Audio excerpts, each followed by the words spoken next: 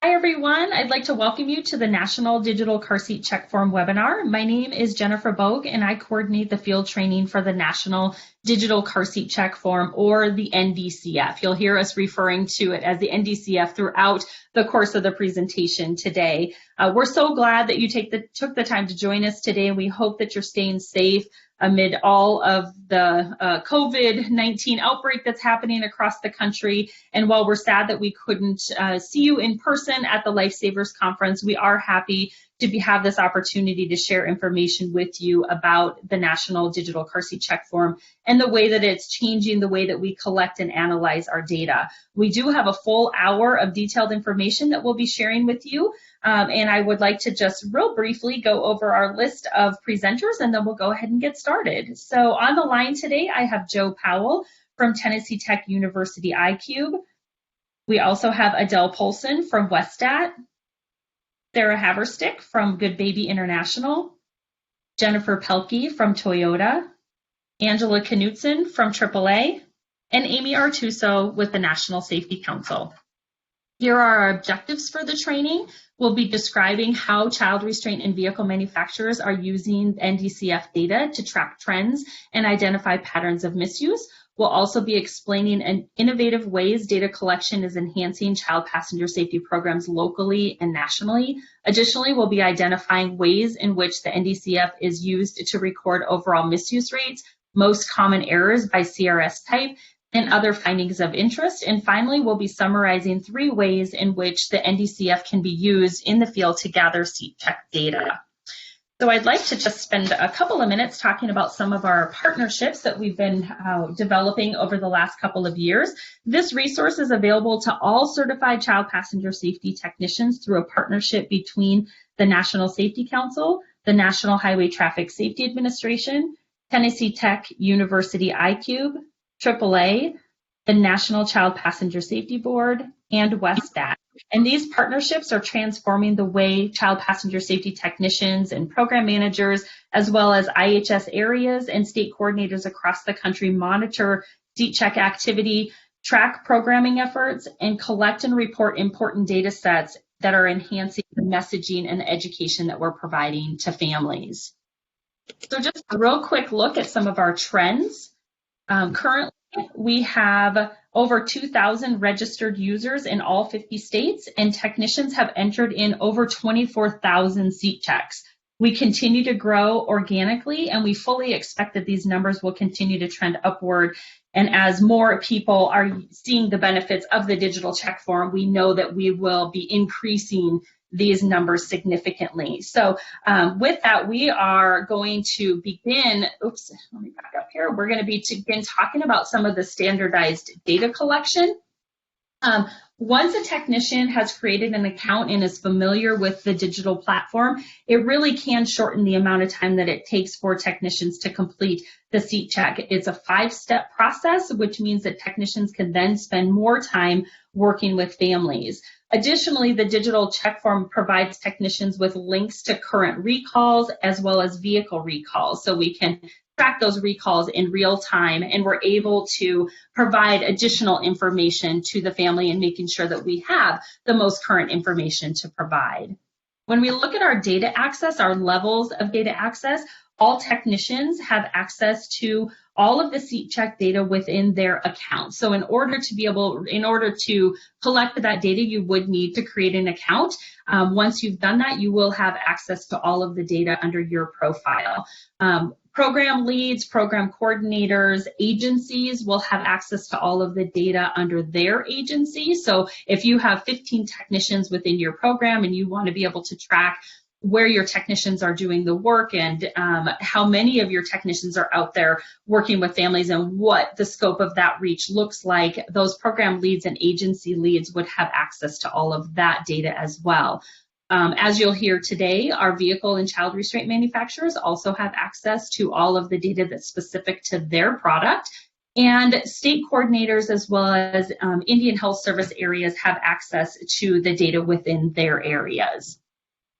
So when we look at some of our supporting documents and resources, we've received a lot of questions recently about virtual seat checks. Under the circumstances of where we're at here in the US and with our social distancing, we still have an obligation to provide some outreach to the families that we're serving, and how can we go about doing that without having that face-to-face contact.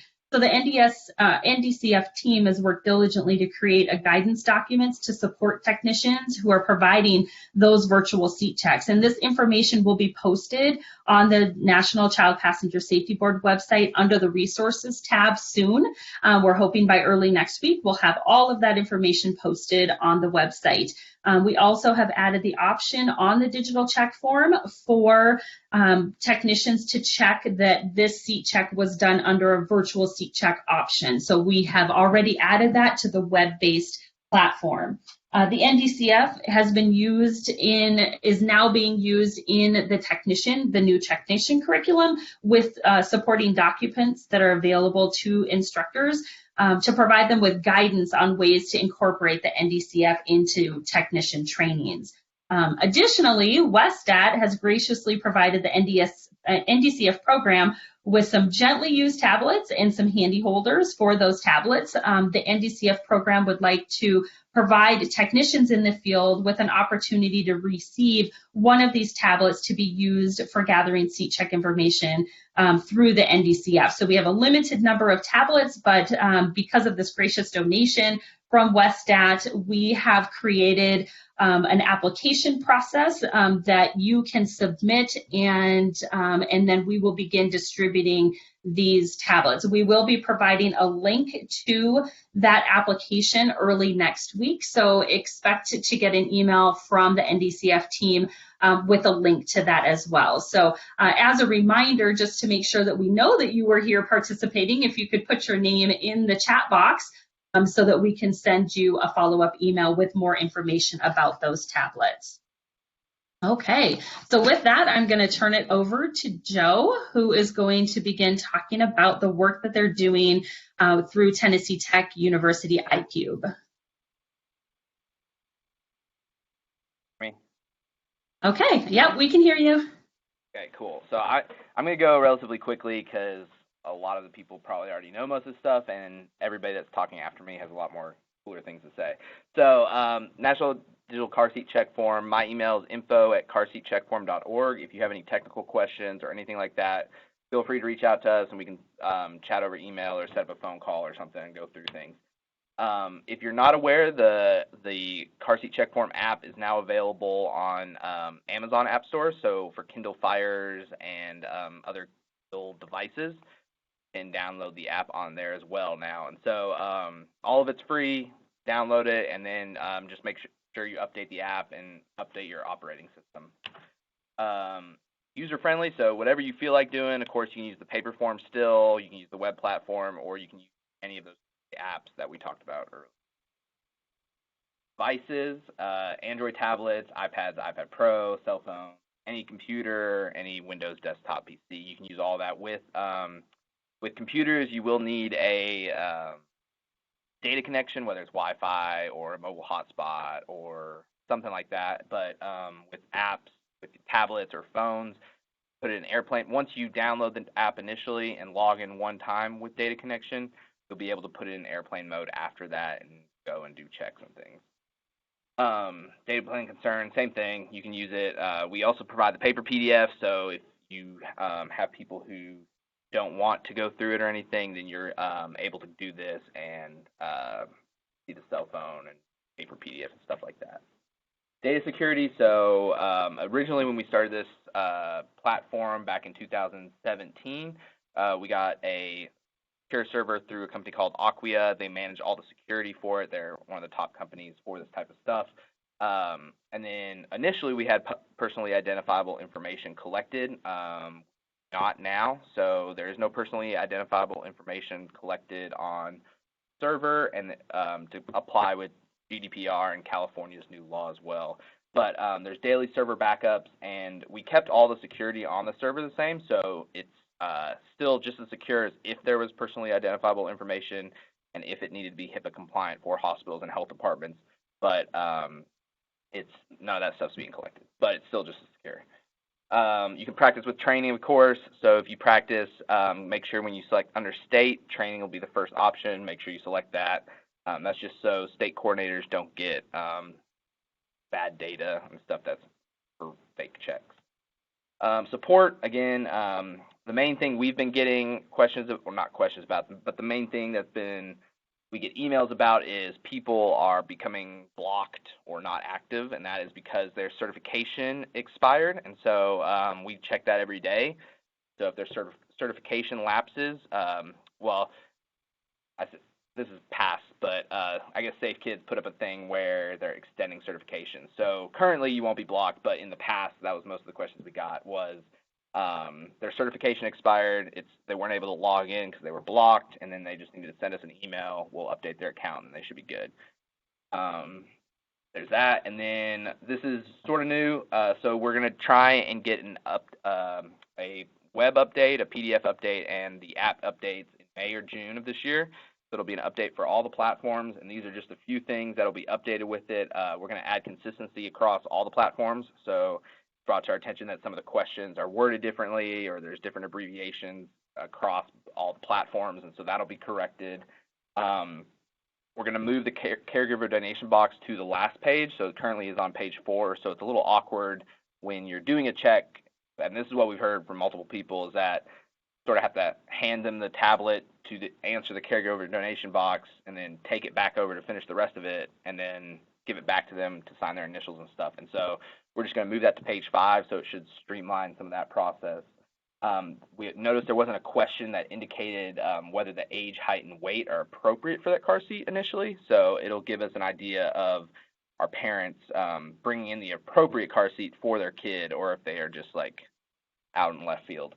Also adding vehicle make and model and year as a drop-down compared to where you type it in. We noticed with a lot of vehicle manufacturers are now getting exports, and how it currently is it's a text box where the techs actually have to type everything in, and there are a lot of misspellings. And so this way it'll also give the car manufacturers a dashboard where they're able to download the data like the car seat manufacturers. Currently, it's all we have to sort it and give it to them. So they'll be able to do that on their own. We're working with Westat to clean up some data exports, and create a data dictionary. And this way, it'll so right now everyone has access to like just the raw CSV file, but this should help clean up some of the columns and add some more columns about like of use and just getting the Excel sheet all as one. And then we're working with NSC and the Child Passenger Safety Board to add a virtual check option. So especially with COVID and everything there, it would allow for a way to do a virtual check, and then you don't have a signature on a paper copy or a signature on the actual form, but it still gives you a way to do that check on the NDCF system. So there's probably some other things that I missed, but this was the big ones when I was going through it that I noticed. So that's what I brought up. And then any questions, my email is info@carseatcheckform.org. Feel free to email me, and we can figure out if there's anything we need to add or anything like that. But Perfect. That is it for me, Jennifer. Awesome. Okay, thank you, Joe. I am going to get Adele set up here. And then Adele, I will read your bio, and then I'll let you begin your presentation. Adele Polson is a Senior Study Director with Westat's Center for Transportation Technology and Safety Research. For over 20 years, Adele has researched traffic safety, and she specializes in large-scale data collection efforts focused on occupant protection. Adele manages the National Occupant Protection Use Survey, also known as NOPUS, on behalf of NHTSA. For over 10 years, Adele has been researching child occupant protection issues and has also been a child passenger safety technician, regularly volunteering as a senior checker with Safe Kids Montgomery County, Maryland. Most recently, Adele has begun work to help clean and analyze the National Digital Car Seat Check Form. Thank you, Adele. Thank you, Jennifer, and thank you very much for having me here today. Everybody can hear me? Yes, I can. Perfect. I'm sincerely excited to talk to all of you about Westat's contributions to this important work. I'd like to quickly introduce you all to Westat and how we got involved in this program. I'll review how we are going to use the NDCF data to help answer your questions and help support car seat programs. I'm going to review how we'll be processing the data.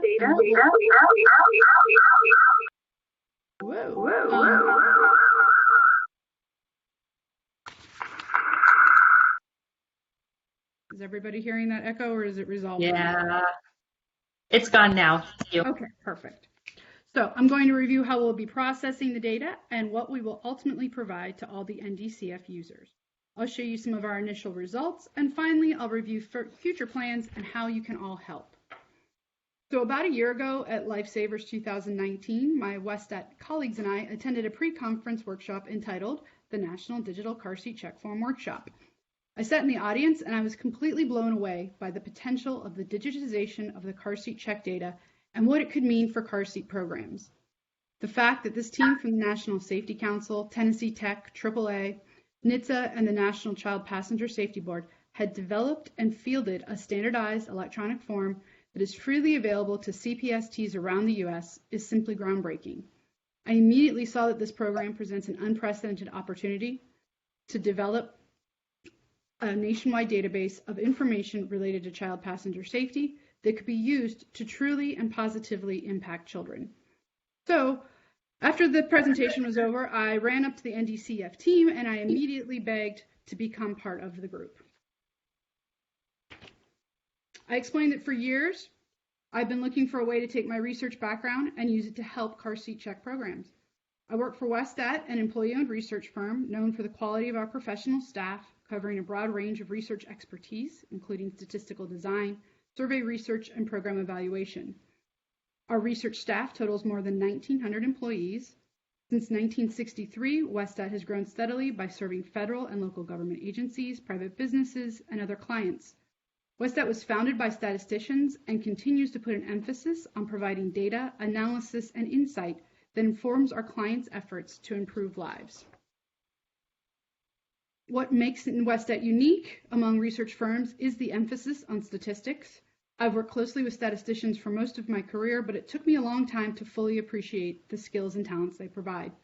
First of all, not all statisticians are the same, so I like to use the analogy to the medical field to help explain. So starting with someone like me, taking a few stats classes, I have a psychology degree, I can conduct some basic analysis, so I consider myself the equivalent of a person certified in first aid and CPR. At Westat, we have PhD statisticians that would be the equivalent of general practitioners or family doctors.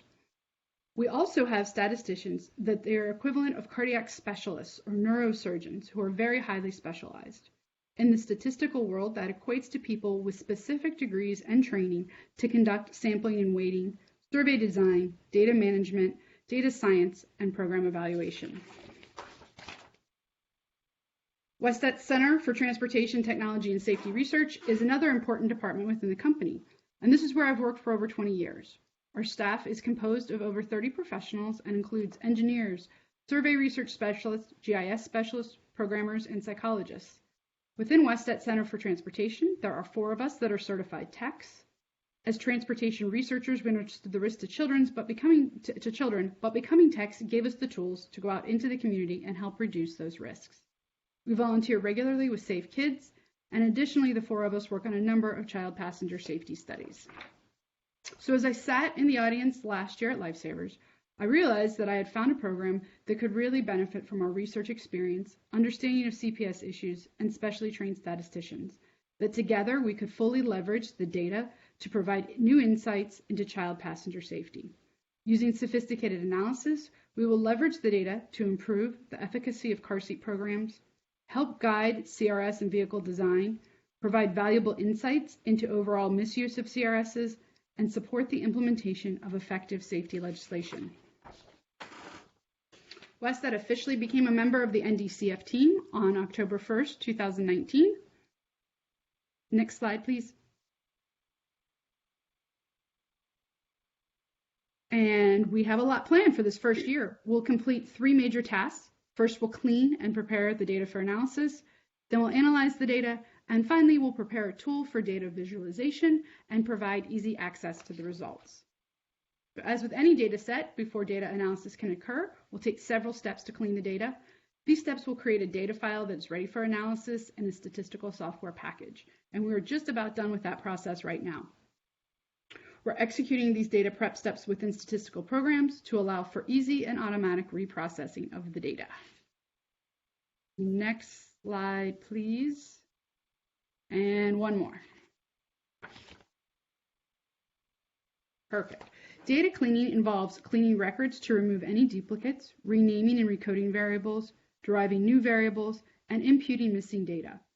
An example of recoding would be cleaning the vehicle make variable. So the text there on the right-hand side of the screen is actual data from the NDCF. There are several cases of misspellings, as well as entering incorrect information, which in this case was entering the vehicle model instead of the vehicle make. These are the types of issues we'll be resolving with our data cleaning, and we're also going to work to minimize these types of errors through updates to the NDCF, as Joe was describing. Once the data are clean, we'll undertake analysis. This analysis will answer research questions that cover 4 main topic areas: program effectiveness, educational messaging, car seat design, and vehicle design. In the next slides, I'm going to go over all the questions we'll be answering using the NDCF data.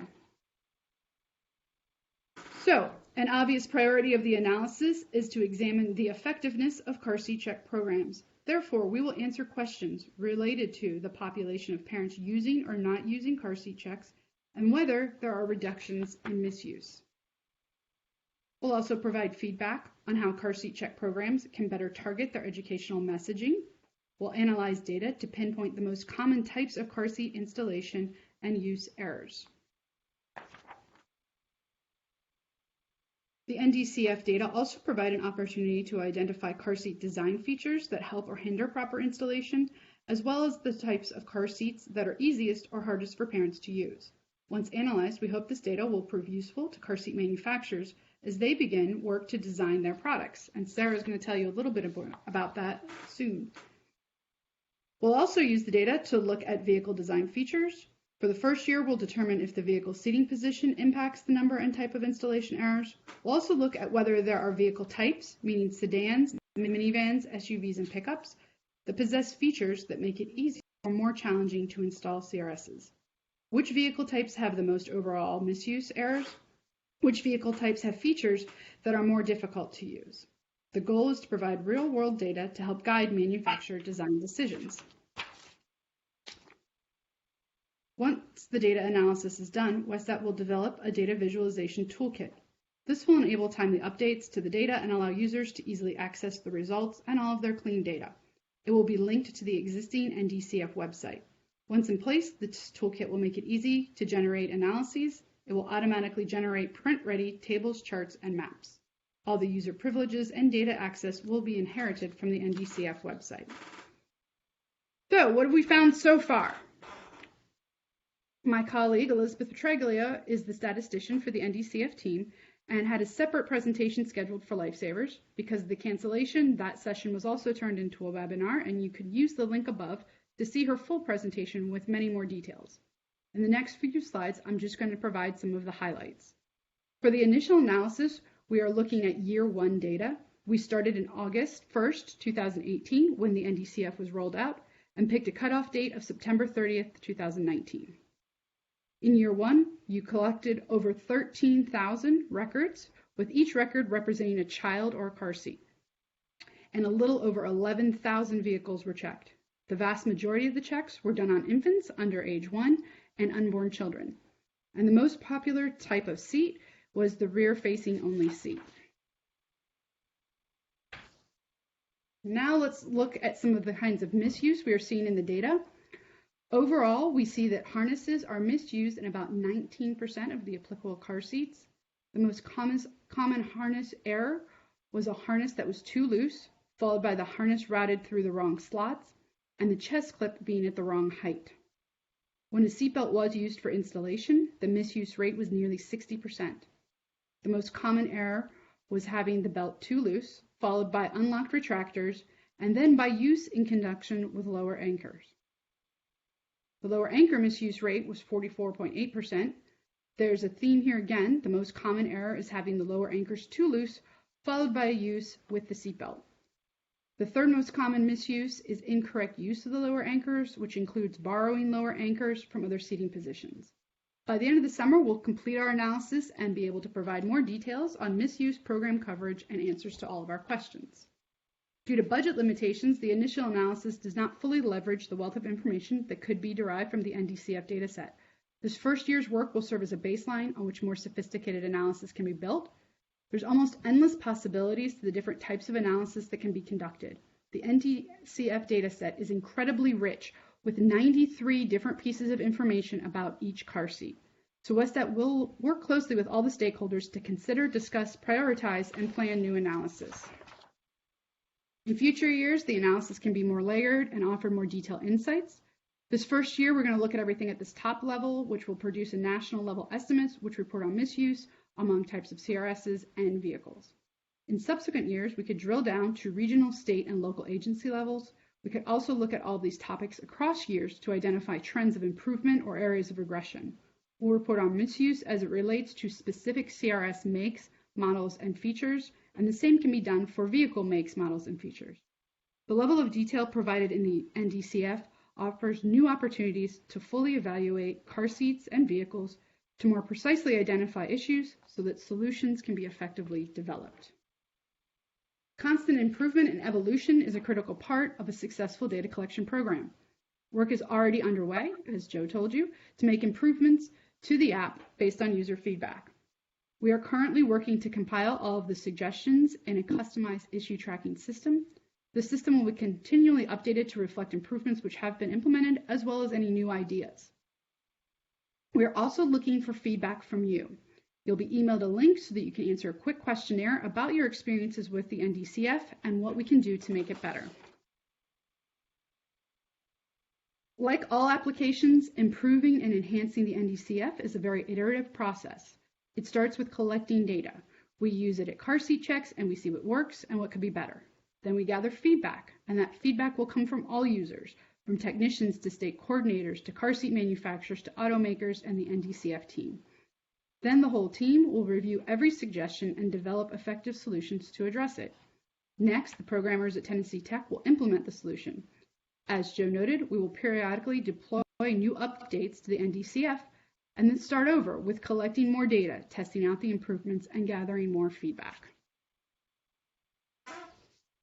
So on one of my first slides, I had all of the members of the NDCF team, but there's another important member of the team, and that's all of you, the technicians out in the field collecting data and working with families every day. You are the front line collecting data, and we need your help to make the NDCF and its data better. As I've mentioned, we want to hear your feedback, but we can also help us in the way you are collecting the data. Obviously, your first priority is helping families you're working with each day. Your next priority is to properly document what you're doing with those families. The analysis of the NDCF is only as good as the data you're putting into it. It is essential that you collect the data and answer the questions as accurately as possible. We know that this can be challenging while working with children and families, but please take your time and carefully select your response to each question. If you have time, please go back and review the form and make sure you entered everything correctly before you submit it. Everyone must answer the same question in the same way because the analysis plan depends on it. If you aren't quite sure what a question is asking, please go back through the resources for the NDCF. Of course, all the data you enter is important. However, there are some variables that we really need to be able to answer the research questions. Unfortunately, in reviewing the data, we found some of these key variables are tough to enter correctly. Child height and weight. We all know that this is critical, but also one of the more difficult pieces of information to obtain from parents and caregivers. So if possible, please measure the child yourself and record that information. Having the correct vehicle make and model and year are necessary for the analysis of the vehicle design. If we are seeing issues with installing certain seats in certain vehicles, we need to be able to pinpoint the exact vehicle. And the same goes for the car seat make and model. So please refer to the owner's manuals to obtain this information. Finally, we need an accurate zip code for the caregiver. I think this one's probably not as obvious to everybody, but the zip code allows us to link the car seat checks to census data so that we can gain insights into the population that we are reaching or the population that we are missing. Looking at some of the trends in the data, we are seeing that the number of no CS on arrival or NCS responses varies pretty widely from question to question. You should only select no CS on arrival or NCS if there was no car seat when the vehicle arrived. However, we think that if a tech isn't quite sure how to answer a question, they are selecting NCS instead. But NCS is not the same as NA or not applicable or don't know. So please do your best to determine an answer to each of the questions. The other option exists if none of the answers really fit your situation. Only use it if none of the responses provide a good answer to the question. The NDCF team has worked very hard to make this form as flexible and as comprehensive as possible, so the response options should cover most situations. But we know that unusual circumstances arise out in the field, and we want to be sure we can capture everything, so that's why we offer the other option. Please look at all of the response options carefully and make sure you really need to use other. If you absolutely have to use the other option, please keep your answer short and simple. Remember, there's a documentation box to record any other information about the seat check. Only an answer to the specific question should be provided in that other box. And speaking of the documentation box, while we appreciate everyone wanting to be thorough, please be sure to limit your documentation to details relevant to the car seat check.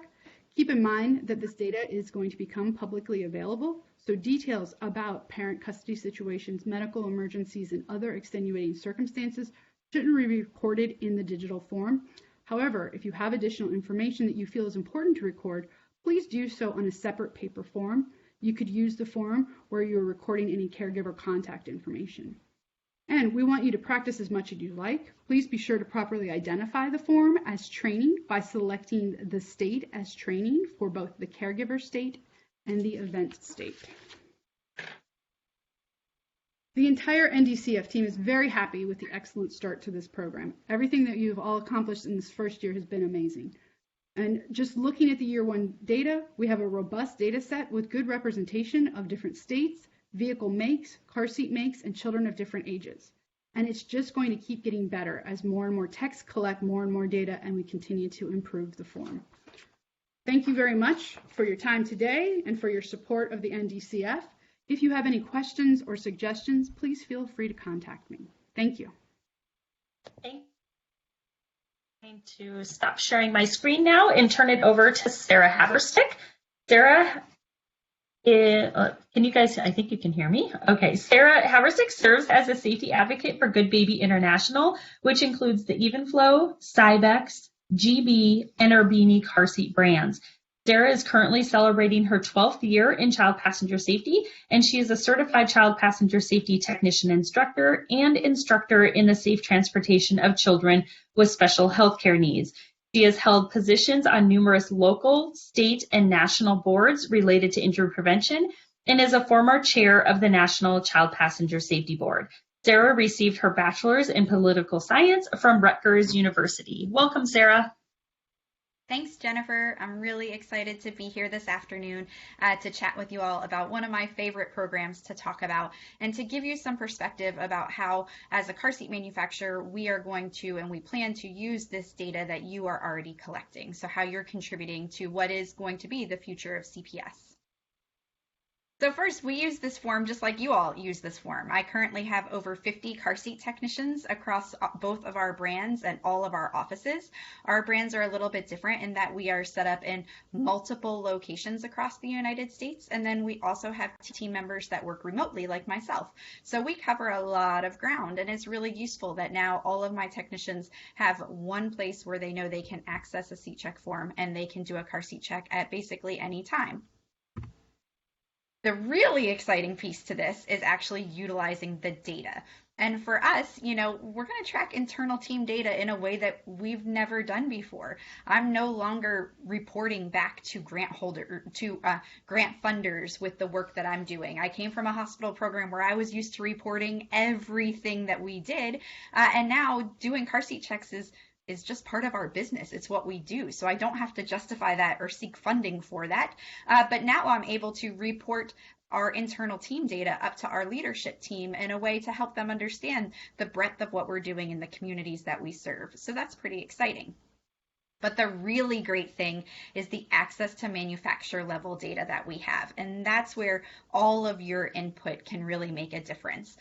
So this is what our website looks like when we want to generate a report. I have the access there to generate a manufacturer level report, which then gives me a huge spreadsheet. This is one very small snippet of it, but this really large spreadsheet with lots of data.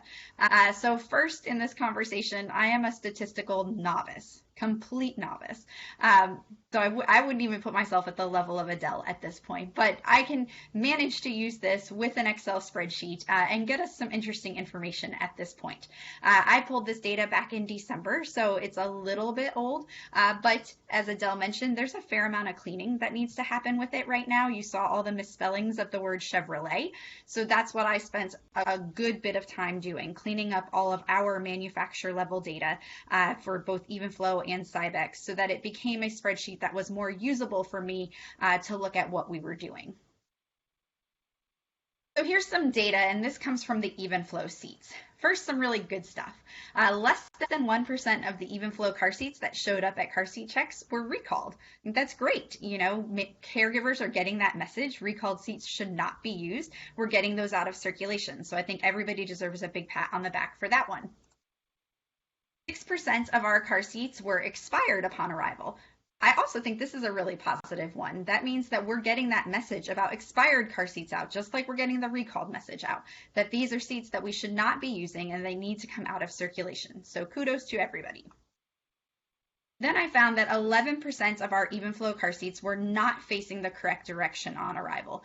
And this one I'm also counting on a positive. If you're familiar with Evenflo products, then you know that we require a 2-year age minimum for forward-facing use. And then only 11% of those seats were not facing the right direction. So to me, that says people were using them the way that we intended. They were looking at product instructions, they were looking at those labels, and they were hearing our messages about keeping children rear-facing longer. So I think that's a positive too.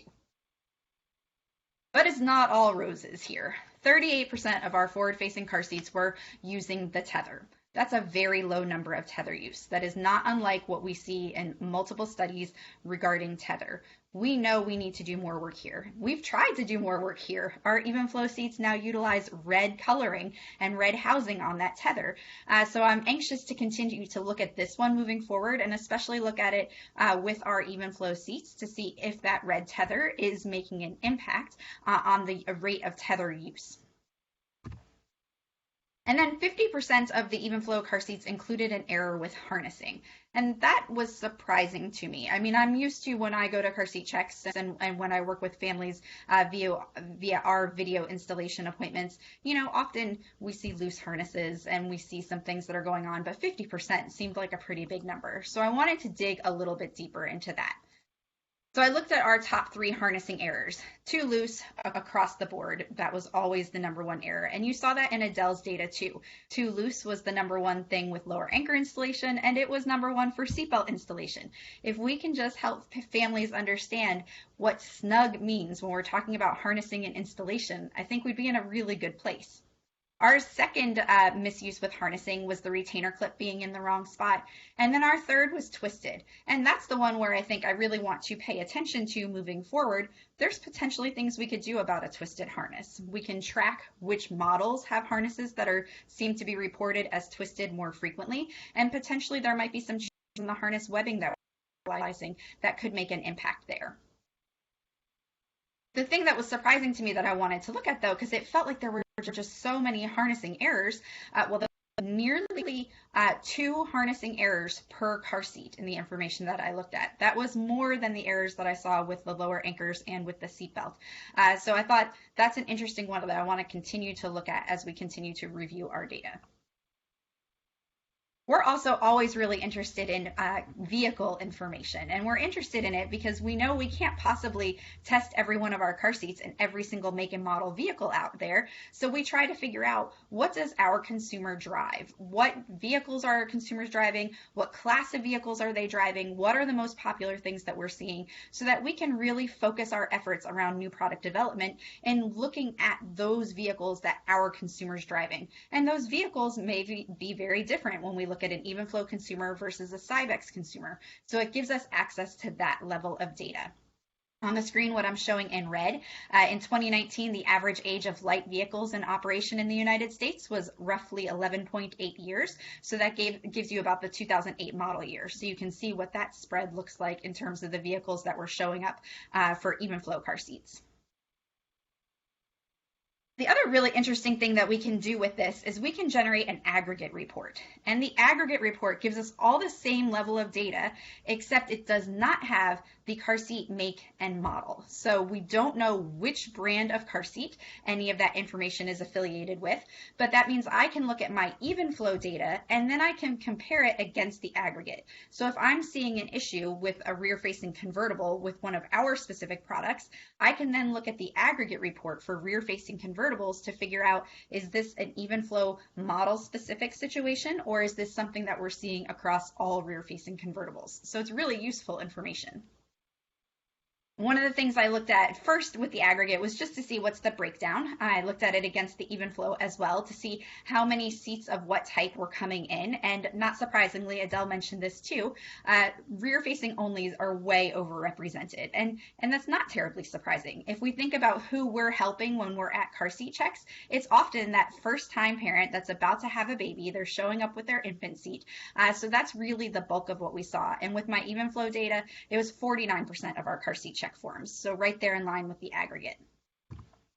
But because I was really interested in those harnessing misuses, I wanted to look at it across the aggregate as well. And I broke it down by the type of seat. So we had the rear-facing onlys, and again, too loose, number one always, the harness slot being in the wrong spot, and then the chest clip. Those were the top three. Rear-facing convertible, exact same top three. For even flow, however, the rear-facing convertible, the number two was that the harness was twisted. So again, that twisted webbing is something that I want us to look at, and we can then break that down for my seats across specific models of seats. And then forward facing with harness was a little bit different here. With the aggregate, it was too loose and then twisted, and then the chest clip being wrong. So I guess we're figuring out that harness slot placement once we're turning kids around, but we're struggling with that harness slot placement with our rear facing kiddos. So my big takeaways from this, and really just echoes what Adele said, take your time. I know it gets super crazy at car seat checks. You always have a million things going on, but really take your time when you're filling out the form and make sure you practice it. Use those training fields, practice what you're doing so that you're really comfortable with the form, because once you're comfortable with it, it just goes pretty quick. Accuracy, accuracy, accuracy. That's always a really important one. We definitely found some things as I was cleaning up that, were labeled as even flow products, then gave me a Graco model. So paying attention to what specific model you're looking at and what brand that's associated with. And if you're confused, have somebody else give you a double check, have another instructor or another technician that you're working with come over and check it out with you if you can't find the information on the product. And then be really specific. I have been looking for a couple really key things around some of our brands, specific information, and it's useful. I do those other fields. So I am looking to see what people are writing. If it doesn't seem to make sense, or if I'm looking for some different information, I have looked in there to find some information too. That's my contact information. Thank you so much for everything that you guys are already doing working with this form. I'm really excited about the impact that it's going to make on the future design of car seats. Thank you, Sarah. That was great information. Thank you so much. Okay, now we are going to jump over to Jennifer Pelkey's presentation. So I will introduce Jennifer, and then she can begin her presentation. Jennifer Pelkey is a senior engineer for the Interior Safety Crashworthiness Group at Toyota Motor North America, the research and development. Ms. Pelkey earned a Bachelor of Science degree in Mechanical Engineering from the University of Michigan and joined Toyota in 2008 as an evaluation engineer in vehicle safety, responsible for safety seat and airbag reliability. Her passion for child passenger safety came with motherhood, and she became a certified child passenger safety technician in 2012 after struggling as a crash safety engineer, no less, to choose and properly install a car seat for her son. Additionally, Ms. Pelkey is a member of the National Child Passenger Safety Board and serves on the Society of Automotive Engineers Children's Restraint Systems Committee, the Safe Kids Children the Safe Kids Children in Autonomous Vehicles Consortium, and has served as a national spokesperson for Buckle Up for Life. Welcome, Jennifer. Thank you, Jennifer. Can everyone hear me okay? Sure can. Thank you. All right, great. Well, what I'd like to talk to you today a little bit about is how Toyota and other manufacturers can use this data in our continuous improvement process. So, like you heard already, this data is available free of charge to all of the manufacturers, and it gives us full results for all of our own products. And then, as you heard Sarah say as well, kind of that cross-market, across all brands, that blind data. So as an engineer, this makes me really excited. I do love data. That's not a picture of me there, but it could be, because having all this information at my fingertips is really exciting. So what kinds of things can we look at, and how can we use this data? So next slide, please. So many automakers, such as Toyota, practice continuous improvement for through what we call the PDCA cycle, which is plan, do, check, and act. So in the plan portion, we're looking at our problems, we're collecting data, trying to figure out what the root cause might be, and then deciding what kind of change we might want to make to try to solve it. In the do, we actually implement that solution, and then in the check, we actually look at the results and find out, did we actually make a difference? And then we can feed these back into the plan phase again. So when we think about this data can be really helpful in our plan and in our check phases. So next slide, please. So what kinds of things can we look at with this data? So here we have the Toyota Camry. So prior to 2018, the lower anchors were in the seat bite. They were marked by the buttons, but they were not visible. Then for 2018, we made a change to try to make the lower anchors more accessible. So the anchors are still in the seat bite, but there's actually a large opening covered by a plastic cover. So you just pop the cover off, and there's quite a large area surrounded by plastic where you can easily attach the lower anchor. So this seems like something that should maybe bring down misuse rates, or maybe even drive usage of the lower anchors versus the seatbelt. So we want to use this check form data to actually look and see, did we accomplish what we think we accomplished, or is there something that's preventing us from getting the results that we're looking for? So next slide, please. So here is a picture of the Toyota Tundra, and I know everyone gets super excited when they see a pickup truck pull into a check station because they're the most fun vehicles to work with. So back in 2016, we knew that just like many pickup trucks, we had misuse rates with correctly finding and routing the tether anchor. So we developed this bright yellow label to help increase visibility and make it more obvious to our customers what the routing is supposed to look like. So we actually printed the tether routing right on the label for the center seat and for the outboard seats to try to just bring this information right to our customers, so they didn't have to look in the owner's manual to try to find the information of how to route it correctly. And as you've seen, Sarah and Adele mentioned, the rear-facing infant seats are kind of the highest number of seats that we see so far in the data. But we're hoping as this data fills out more, we'll get more of the forward-facing convertible seats and get more of these tether anchor results to analyze these types of changes. Next slide, please. Another design we like to take a look at is this Prius design change. So prior to 2016, the lower anchors were pretty similar to that Camry that I showed a couple of slides ago. So the anchors were labeled with the dot, but not visible in the seat bite. So for 2016, we actually changed the design quite a bit. We have this fabric flap that actually lifts up, and when you lift it up, you have two giant cutouts that are around the lower anchors to make it really easy to attach those lower anchors. So similar to the Camry, we want to look and see if that actually helped bring our lower anchor misuse rates down, or if there's something additional that we need to do. So essentially, we can use all of these kind of in the check phase and then feed it back into additional countermeasures that may be needed. And next slide, please. The one thing that I'm really excited to see with the check form is we have a way to figure out where are our customers sitting, where are they putting the child seats in the vehicle. So when we look at the data, we actually have this check form ID number that goes along with all of the seats that are checked in the same vehicle at the same time. So here I'm showing a Toyota Sienna that has 3 child seats installed. It has 1 behind the driver, 1 behind the passenger, and 1 in the 3rd row middle. So data like this can be really helpful to us to understand, when parents have more than 2 children, where are they putting the child seats? So the 3rd row middle, are they putting the child seat there because maybe it's a convertible seat installed with latch and there's latch anchors there, or maybe because it's furthest away in a side impact? Why would they pick the middle over the outboard seat? Do we have enough latch anchors to meet our customers' needs in our vehicles? So it's very exciting to be able to get this additional piece of information for the vehicle as a whole. Additionally, we'd like to look at on arrival versus exit. Are the locations changing? What are the ages and types of CRSs in the different positions? Are they being installed with latch versus seatbelt? And why? Maybe we have seats or seating positions where we need more latch anchors. Another one that's super exciting for me is how many vehicles are coming in with 3 across. So this is something that I talked to designers about. Maybe we need to protect for this vehicle for 3 across installation, and the question will come back, well, how many times do we actually have car seats that are 3 across in the vehicle? And so when I tell them, well, every time I do a seat check, there's at least 1 vehicle that comes in with 3 across, that's a great anecdotal data set, but that doesn't actually help me prove my case that this is something that we need to look at. So we'll be able to actually put a number on how, what percentage of vehicles have that 3 across situation. And then looking at misuse trends. So in general, kind of similar to what's already been mentioned by Adele and Sarah, do we have certain misuse trends that are more or less common with certain models or designs?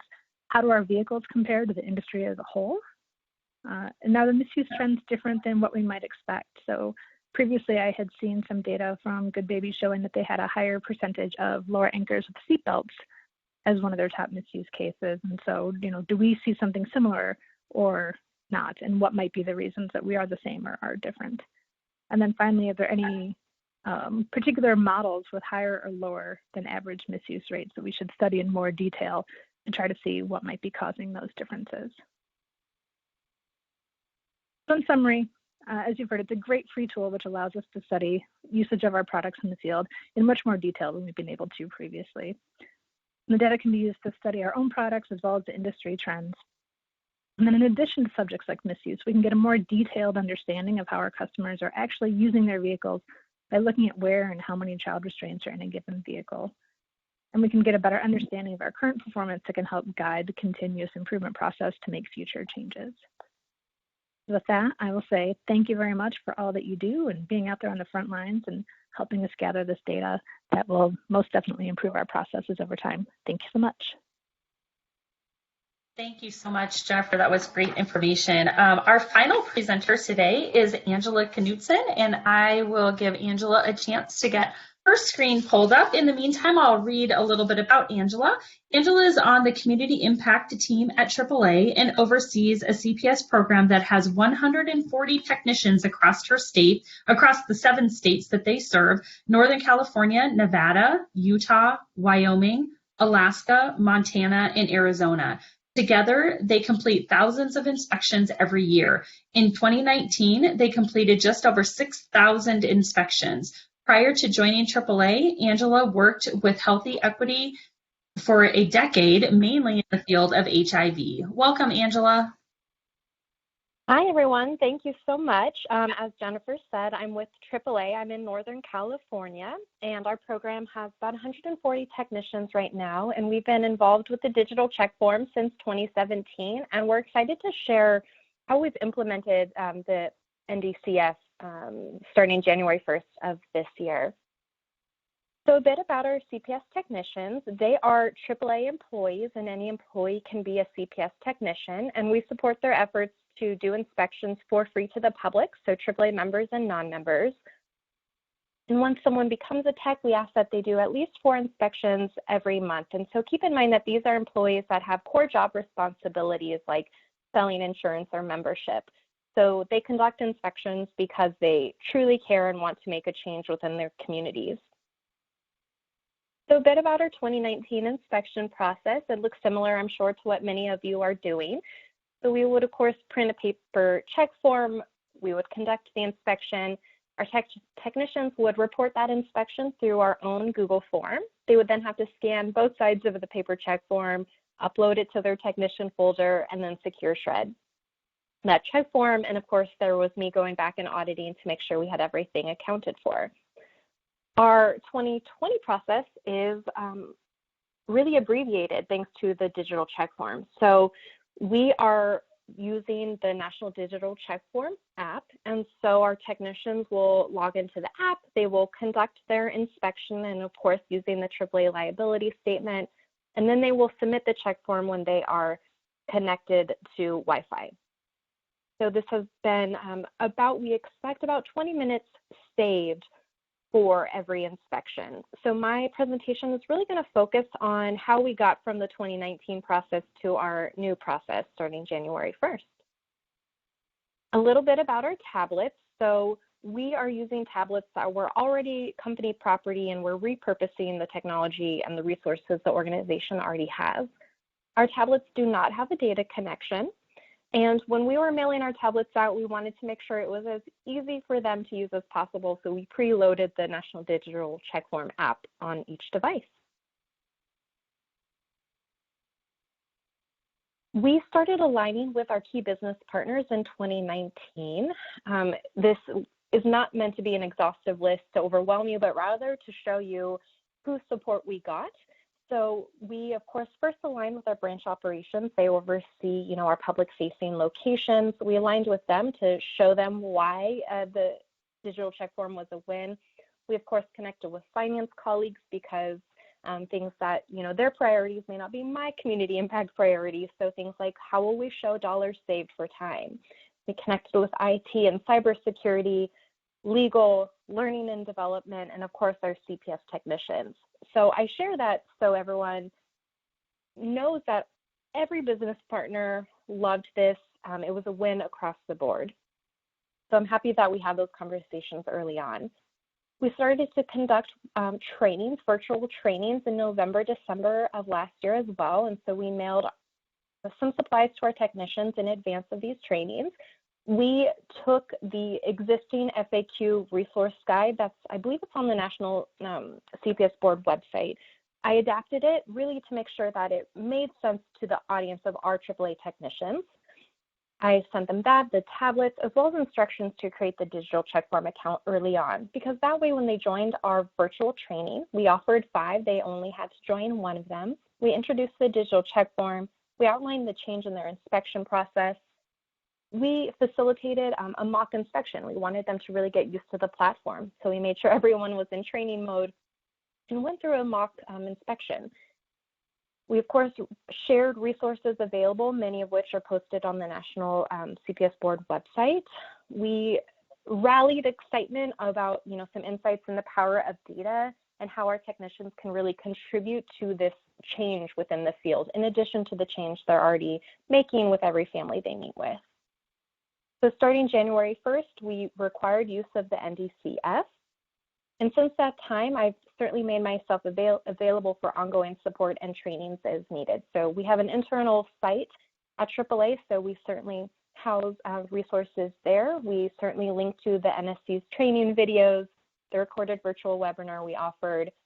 Sometimes I'll just notice what are some FAQs that they'll come up with. And even though it might be in the how-to guide, I realized maybe people learn differently. So I did a quick video to, answer some questions that have been coming up.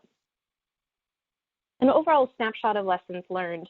Of course, engaging our key business partners early on was really helpful just to make sure we were all aligned. Overall, this was met with excitement amongst our CPS technicians.